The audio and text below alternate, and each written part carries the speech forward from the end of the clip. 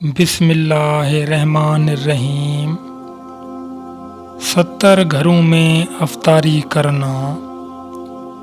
حضور سیدنا غوث اعظم رحمۃ اللہ علیہ کو ایک مرتبہ رمضان المبارک کے دوران 70 مختلف لوگوں نے افطاری کی دعوت دی۔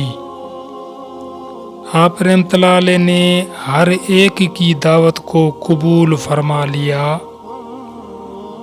دعوت دینے والے افراد کو ایک دوسرے کی دعوت کا علم نہ تھا۔ آپ رحمۃ اللہ علیہ مقررہ وقت پر ان سب کے گھروں میں تشریف لے گئے اور ان کے ساتھ افطاری فرمائی۔ اس دن آپ رحمۃ اللہ علیہ نے اپنے آستانہ پر بھی افطاری فرمائی۔ صبح جب ہر شخص اپنی اس سعادت کی گفتگو کر رہا تھا تو انہیں معلوم ہوا کہ آپ رحمۃ اللہ علیہ نے ہر گھر میں افطاری کی ہے۔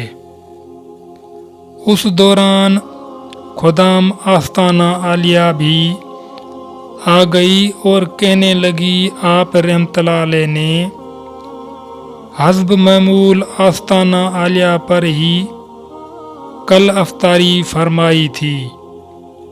جب آپ رحمۃ اللہ علیہ کی خدمت میں اس بات کو بیان کیا گیا تو آپ رحمۃ اللہ علیہ نے فرمایا کہ تمام لوگ اپنے قول میں سچے ہیں اور میں نے ہر ایک کی دعوت قبول کی اور ہر ایک گھر جا کر ان کے ساتھ افطاری فرمائی۔